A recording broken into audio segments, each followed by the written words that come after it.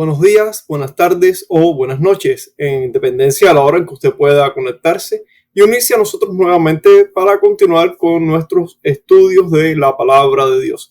En esta ocasión queremos meditar en el texto de Colosenses capítulo 3, verso 16, Colosenses 3:16, donde dice: la palabra de Cristo more en abundancia en vosotros, enseñándoos y exhortándoos unos a otros en toda sabiduría, cantando con gracia en vuestros corazones al Señor con salmos e himnos y cánticos espirituales. Este es un texto que particularmente me parece muy apropiado para nuestro tiempo actual. En realidad, desde que el apóstol Pablo lo dijo allá a los colosenses, es un texto apropiado para la iglesia y para la cristiandad. Pero ciertamente estamos viviendo tiempos muy peligrosos, como el mismo Pablo le decía a Timoteo en una de sus cartas, ya al final, casi llegando ya cerca del final del Nuevo Testamento. Y vendrían tiempos peligrosos donde las personas no amarían la sana doctrina, sino que se irían detrás de las fábulas. Y hoy ciertamente hay dentro de lo que es la religión cristiana en general, hay muchos movimientos y muchos grupos llamándose cristianos, muchos grupos con el nombre de cristianos, pero que tristemente no profesan la verdad de Cristo. Así que este texto para este tiempo presente pues adquiere una, digamos, relevancia algo importante, ¿no? Ya que nos exhorta a que la palabra de Cristo more en abundancia en nosotros, o sea, en los creyentes, en la iglesia, exhortándoos y enseñándoos unos a otros en toda sabiduría, cantando con gracia en vuestros corazones al Señor con salmos e himnos y cánticos espirituales. Lo que vamos a ver básicamente, digamos, como una especie de título, ¿no? para nuestra meditación, es la centralidad de las Escrituras en la vida de la iglesia de acuerdo con la fe reformada. ¿Y por qué de acuerdo con la fe reformada? Pues porque de entre todas las opciones y variantes que se presentan hoy, lamentablemente, muchas de esas opciones para acercarse al cristianismo o a la fe cristiana, pues no tienen la sana doctrina en su mejor expresión. Ahora, la fe reformada, por ser una fe centralizada en las Escrituras, que tiene a la Escritura como centro de su teología y a la teología propia como centro de la interpretación de las Escrituras, pues definitivamente es la mejor opción para comprender la verdad de la palabra de Dios y pues vivir de acuerdo a esa palabra. Entonces el tema viene siendo más bien por aquí, la centralidad de las Escrituras en la vida de la iglesia de acuerdo con la fe reformada. La interpretación y aplicación de Colosenses 3:16 dentro de la teología reformada se centra en varios puntos claves que reflejan la centralidad de la Escritura, además o junto con la centralidad de la Escritura, pues también tenemos el tema de la adoración auténtica y la vida comunitaria de la iglesia. En fin, estos son tres puntos que digamos que están abordados dentro de este pasaje de Colosenses 3:16. La centralidad de las Escrituras, la adoración auténtica y la vida comunitaria en la iglesia. Ahora, la centralidad de la palabra de Cristo. La teología reformada pone un fuerte énfasis en la autoridad y centralidad de la Escritura en la vida cristiana.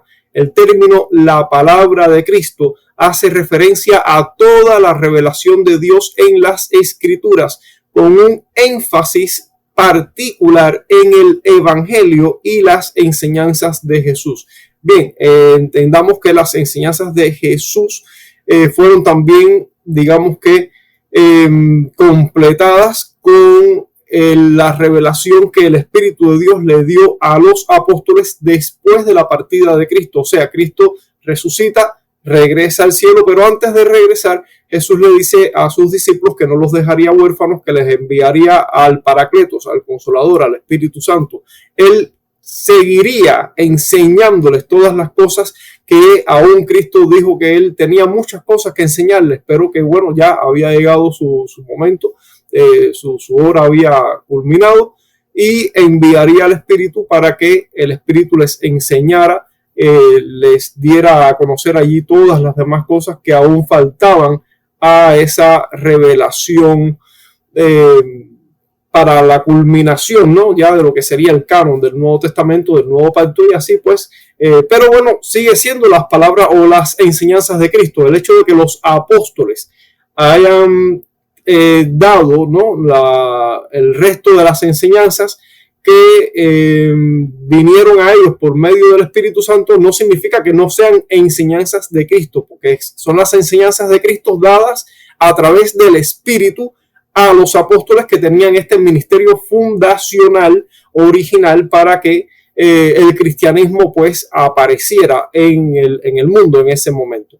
La Reforma Protestante subrayó que la Biblia es la única fuente infalible de autoridad para la vida del creyente, por lo tanto, y bueno, para la vida del creyente y para la vida de la iglesia. Por lo tanto, el pasaje se entiende como un mandato para que los creyentes permitan, o para que los creyentes realmente se sometan a la palabra de Cristo y que esta palabra habite abundantemente en ellos.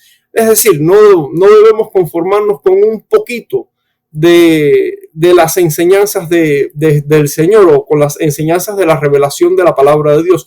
Debemos llenarnos de esa enseñanza, debemos consumir abundantemente esas enseñanzas, o sea, la lectura, el estudio, la meditación en la palabra de Dios como algo diario, pues debe ser una forma habitual, ¿no?, de vida de los creyentes. Eso implica un estudio constante de las Escrituras, su meditación y, por supuesto, su aplicación y obediencia. Seguimos. En segundo lugar, la enseñanza y la exhortación mutua. La teología reformada destaca la importancia de la comunidad de la iglesia, o sea, de la iglesia como cuerpo de Cristo, de la iglesia como congregación. El mandato de enseñándoos y exhortándoos unos a otros. Ahí podemos ver, se puede apreciar el conjunto, o sea, el grupo de creyentes reunidos con propósito.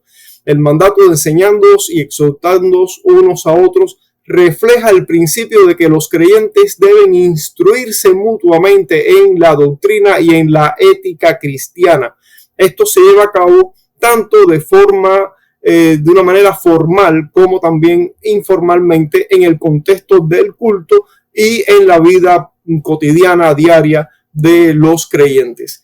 En la Reforma, en este movimiento que surgió en el siglo XVI, la Reforma Protestante, en la teología que se expresó a través de este movimiento, pues se hace énfasis en la enseñanza mutua. También es un llamado a la predicación fiel de la palabra de Dios como el medio principal por el cual la iglesia es edificada y capacitada. La predicación fiel de la palabra de Dios. Ahora, la sabiduría y la gracia en el ministerio cristiano. La sabiduría que se menciona aquí en este pasaje de Colosenses 3:16, pues se refiere a la comprensión profunda de la voluntad de Dios que debe ser aplicada con humildad y con discernimiento. La teología reformada enseña que la verdadera sabiduría proviene de las Escrituras y es recibida a través de la iluminación del Espíritu Santo.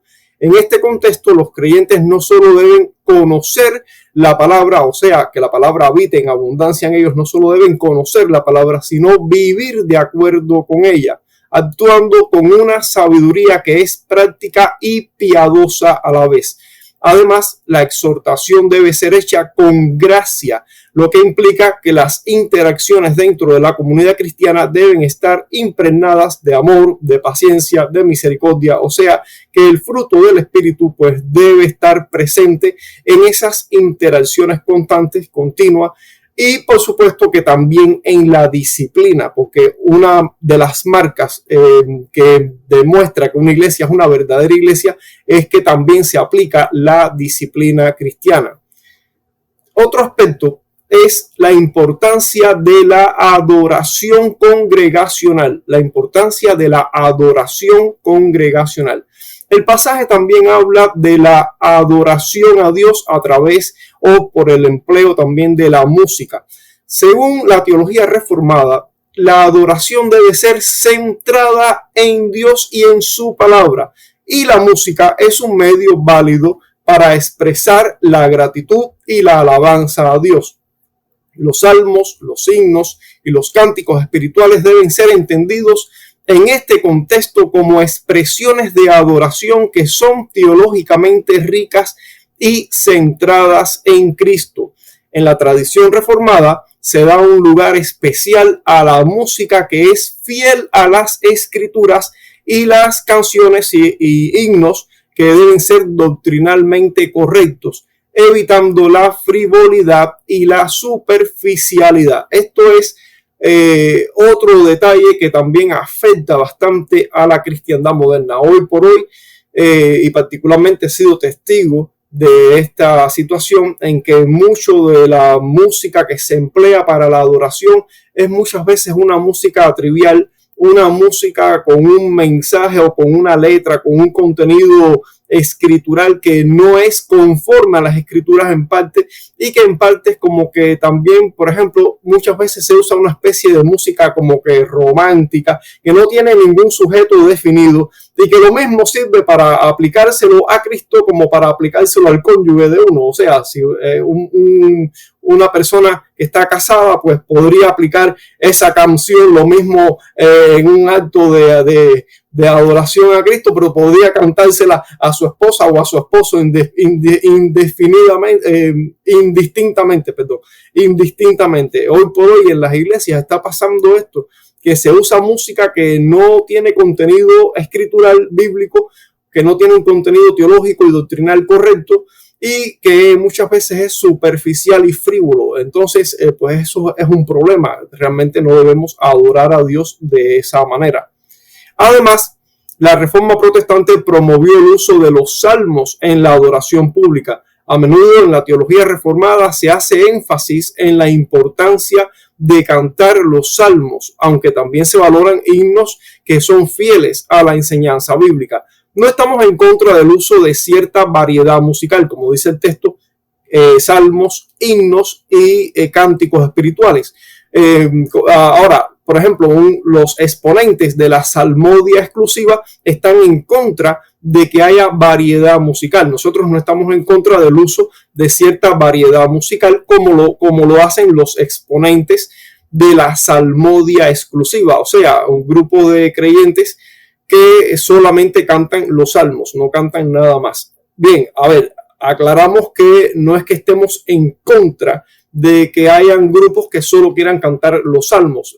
Algo, digamos, que tiene a su favor, un argumento a su favor, es que si usted canta los salmos bíblicos, pues usted puede estar seguro de que está cantando conforme a las escrituras. Definitivamente no hay manera de salirse del marco bíblico si usted solo canta los salmos. Ahora, nosotros en general no estamos en contra del empleo de una variedad dentro de la alabanza, dentro de la adoración por el empleo de la música. O sea, podemos emplear, aparte de los salmos, pues otras variantes. Pero debemos aclarar que esa variedad, digamos, permisiva, no significa el empleo de géneros, o sea, estamos hablando de géneros musicales, que son más claramente de uso mundanal, como el rock, el rap, el reggaetón, la salsa, otros, etcétera, que definitivamente no están diseñados, no fueron creados con el propósito de adorar. definitivamente hoy por hoy ese es otro problema que también está afectando la adoración. Hoy se usa cualquier tipo de género y al cual se le llama cristiano solo porque tiene un contenido digamos, escritural en su letra, en el contenido de su mensaje, tiene palabras como Cristo, Dios, y ya se considera cristiano, reggaetón cristiano, salsa cristiana, rap o rock cristiano, en fin, pero eso verdaderamente no es apropiado, los cuales pues consideramos que no son apropiados para la meditación de Dios, la contemplación de Dios en el culto a través de la doctrina expresada en esos cánticos, porque esos cánticos tienen que expresar la doctrina bíblica, tienen que expresar la teología bíblica y usted tiene que contemplar a Dios a través también de esta meditación, porque esa alabanza pues no está exenta de guiarlo usted a la meditación, a la contemplación de Dios. Por lo tanto, hay música que no es apropiada para ese fin. Entonces, no estamos en contra del uso de cierta variedad musical, pero aclaramos que esa variedad permisiva no significa el empleo de géneros que no son apropiados, o sea, que son claramente de uso mundanal. Entonces, seguimos. Y otro aspecto es la edificación de la iglesia y la vida comunitaria. La edificación de la iglesia y la vida comunitaria. La adoración y la enseñanza no son prácticas individuales aisladas, sino que tienen un propósito comunitario. O sea, recordamos que somos parte del cuerpo de Cristo, no somos creyentes aislados. En el contexto de la iglesia, la exhortación mutua y el aprendizaje de la palabra de Cristo se llevan a cabo en una comunidad de fe, lo que refuerza la importancia de la vida eclesiástica. Los creyentes no solo deben aprender de la Escritura por sí mismos, o sea, de manera individual. Usted no está reunido con la iglesia todo el tiempo, todos los días. Usted también tiene una vida propia y usted también tiene tiempos a solas, en fin, y en esos tiempos pues usted también debe aprovechar el tiempo, optimizar el tiempo para que la palabra de Cristo more en abundancia en usted, de modo que usted aprende también la palabra por el uso disciplinado, obediente de estudiar la Escritura usted mismo en su tiempo personal, pero estamos llamados también a convivir como congregación, a estar juntos, a aprender juntos, a exhortarnos juntos, a edificarnos juntos. Entonces la iglesia, el contexto de la congregación es importante, y en este contexto pues este pasaje está dedicado, está dirigido a una comunidad de fe, que es la comunidad de Colosas, en este caso, que es la carta que Pablo está escribiendo, de donde estamos leyendo nuestro texto básico, Colosenses 3:16. Entonces, la adoración, la enseñanza no son prácticas individuales y aisladas. En el contexto de la iglesia, la exhortación mutua y el aprendizaje de la palabra de Cristo se llevan a cabo en una comunidad de fe, lo que refuerza la importancia de la vida eclesiástica. Los creyentes no solo deben aprender de las Escrituras por sí mismos, sino que también deben compartirla y vivirla juntos. Este principio está en línea con el énfasis reformado, con el énfasis de la teología reformada en la vida eclesial como cuerpo de Cristo, donde todos los miembros tienen un papel vital en el crecimiento espiritual mutuo. Todos los miembros tienen un aporte que darle a este cuerpo, a esta congregación. Entonces, como aplicación práctica, pudiéramos decir que de acuerdo con la teología reformada, aplicando la teología reformada a este pasaje de Colosenses 3:16, este texto debe llevar a los cristianos a, en primer lugar, estudiar y meditar profundamente en la palabra de Dios, permitiendo que las enseñanzas de Cristo sean abundantes y transformadoras en sus vidas. En segundo lugar, deben participar activamente de la vida comunitaria de la iglesia, donde se enseñan, se exhortan, se animan, se disciplinan unos a otros en la fe. En tercer lugar, deben cantar con entendimiento. Deben cantar con entendimiento. Hoy por hoy también hay otra modalidad que es el uso, más bien en los grupos carismáticos, pentecostales, en fin, el uso de las llamadas lenguas para hablar jerigonzas sin sentido, que no exhortan a nadie, que no dicen nada, que no tienen ningún mensaje verdadero, que no son ninguna revelación de Dios para nada, pero eso existe hoy también. Y la Biblia lo que nos enseña es que debemos cantar y aprender y todo lo que se hace como vida congregacional con entendimiento, usando la música apropiada para adorar a Dios de manera que sea fiel a las Escrituras y que exprese verdaderamente la teología cristiana. Y en cuarto y último lugar, vivir una vida de sabiduría cristiana aplicando los principios bíblicos en todas las áreas de la vida cotidiana, tanto en la iglesia como en la vida personal. Sabiduría, ética cristiana son principios que debemos aplicar todos los días de la vida, porque todos los días estamos expuestos a situaciones, ya sea pruebas, ya sean tentaciones, ya sean decisiones que hay que tomar, y la sabiduría y la ética cristiana deben ser nuestra modalidad, nuestra forma de conducirnos, en fin. Recuerde que usted es llamado a ser sal, es llamado a ser luz de este mundo. Por lo tanto, no se trata solo de aprender Biblia, de tener conocimiento, lo cual es necesario, es importante. Hay un llamado a que eso ocurra. Usted debe aprender, debe conocer, debe crecer en el conocimiento de Dios, pero debe vivir en ese conocimiento.